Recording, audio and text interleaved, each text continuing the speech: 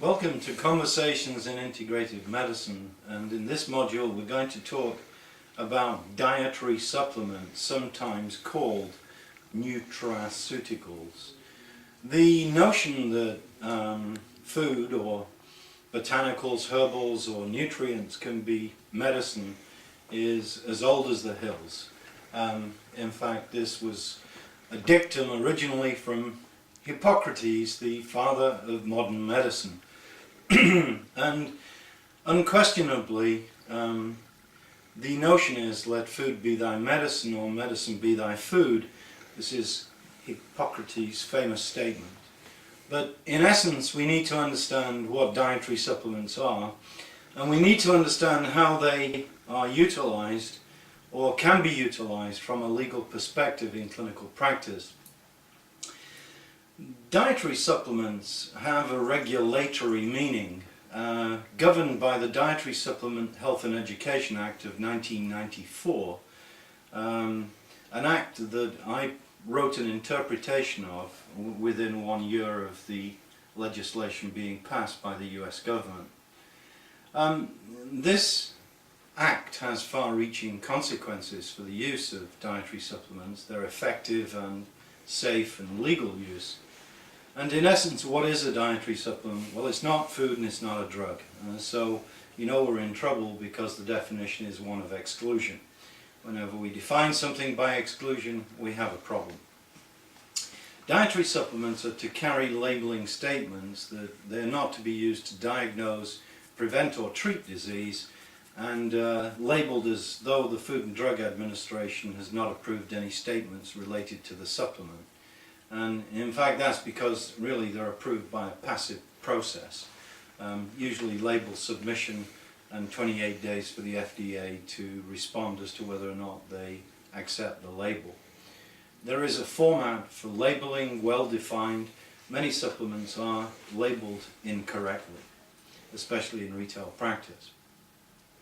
So in essence, that's what a dietary supplement is. What can we say about a dietary supplement? Well, we can only talk about body structure and function. Well, that in itself creates an enigma, because how can you talk about body structure and function without talking about how such body structures and functions change? So there's a limitation on the health claim, and there can't be any treatment claims. But the Act does provide for the provision of third-party literature, which has to be geographically separated from the product. So one is allowed to make statements in third-party literature, providing such statements conform to what is called good scientific agreement. Here we have another problem. What is good scientific agreement? So I can summarize this act by telling you that it was a bit of a surprise to a lot of people, especially regulatory agencies, and it didn't have a lot of good precedent. So it's created certainly an annuity for lawyers to argue when people have been questioned about their labeling or potential claims made about supplements.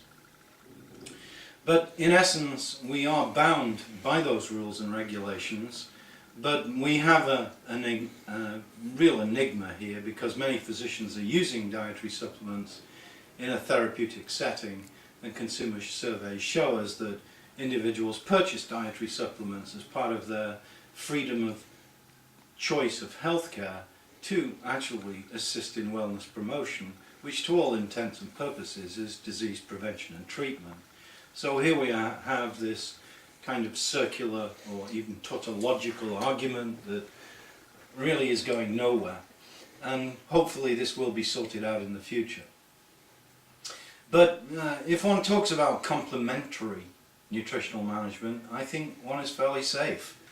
But clearly there are certain diseases that have primary nutritional management as part of their treatment. In fact, arguably, a high blood cholesterol is a disease, but the first line option is nutrition and exercise and change of lifestyle, not the prescription of a drug. However, that doesn't fall perhaps within some people's purview or opinion of what conventional medicine should offer. So here we are in the middle of a modern medical enigma with the evolution of natural medicine and integrative medicine. So we have to be somewhat cautious, but the dispensation of dietary supplements in integrative medicine practice now are a mainstay of therapeutic intervention. They're a mainstay of profit centres in many clinics, and of course there are differences of opinion as to what the basis is for physicians to dispense supplements within their practice. And this varies by state to some degree, and federal guidelines seem to imply that there may be some concerns expressed about how dietary supplements are dispensed.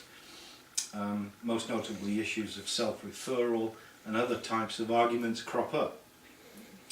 But in essence, dietary supplement technology has really accelerated in the past 20 years, and I've had the privilege to be part of that acceleration because one of my contributions has been to formulate dietary supplements for many different companies or organizations, and more recently I've been formulating dietary supplements for private labeling in integrative medicine centers and for physicians who are leaders in integrative healthcare. So in essence, we're talking about rules and regulations, but dietary supplement dispensation in the integrative practice should really be left largely to the ancillary staff, not the physician himself.